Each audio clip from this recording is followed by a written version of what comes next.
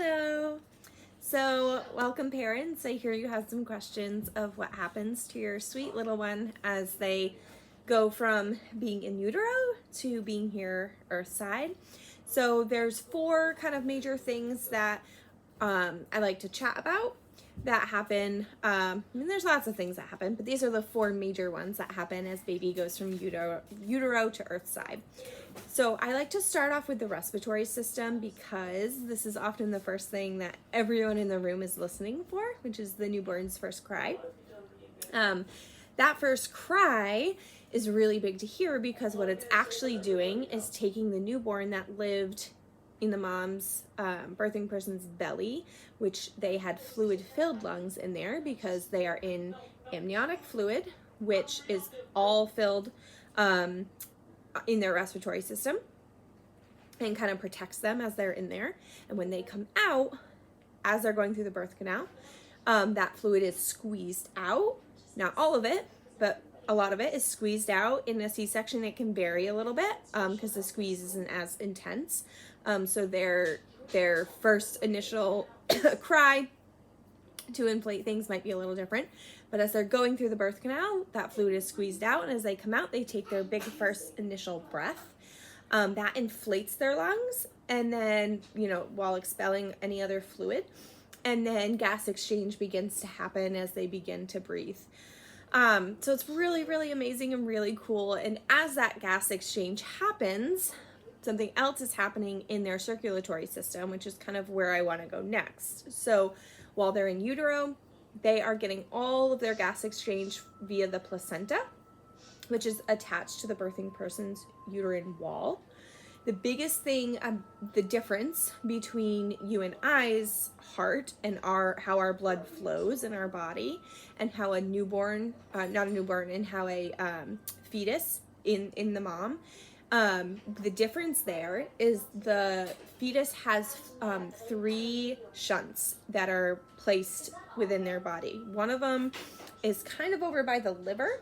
Not in the liver, but it splits off, it goes to the liver, and then it goes into the inferior vena cava. And there's a shunt there that helps to bypass the liver. So that's a shunt.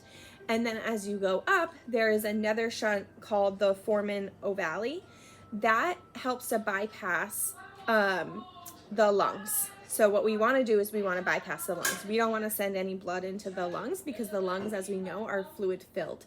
So that shunt and the ductus arteriosus are both there to help bypass the blood going from the lungs. You want it to bypass that, and you want it to go back into the aorta to circulate back down into the umbilical cord, go out into the placenta, and then it will, once it's oxygenated by the maternal person, it will come back in through the placenta.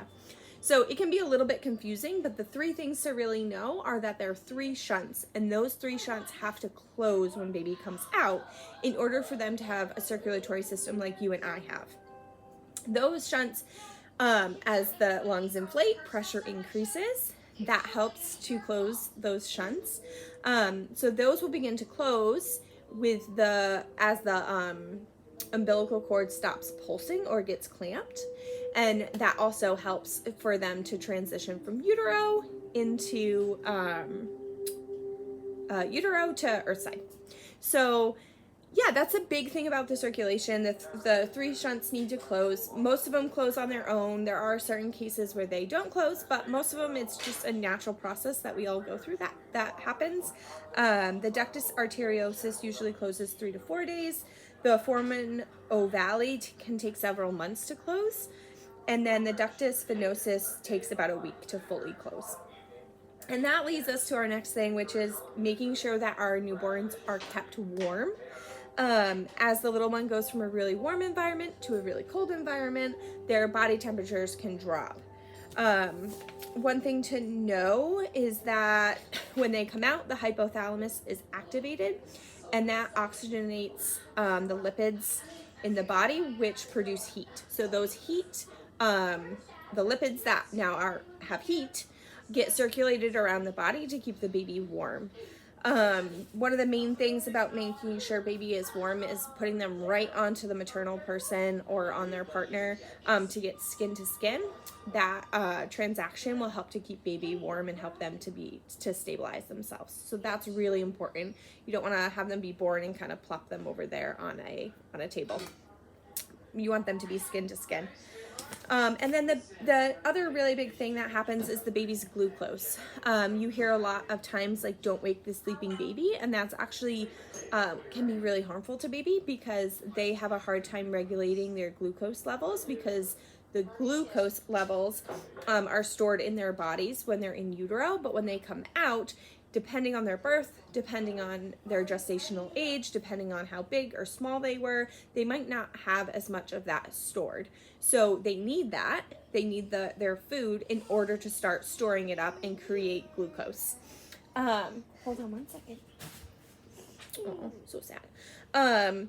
So babies get sugar from mom when they're in utero, and then when they come out and they're born, they need to start producing it. So making sure that they are eating frequently.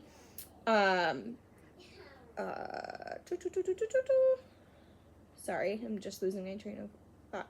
Making sure that they're eating frequently and that they are ingesting food in order for them to take that food and make it into energy can really help with their glucose levels. Babies often drop. I know I'm so over in time. Babies often drop in their glucose right after birth, so making sure that they latch right away is really important. And I think that's it. All right, thank you.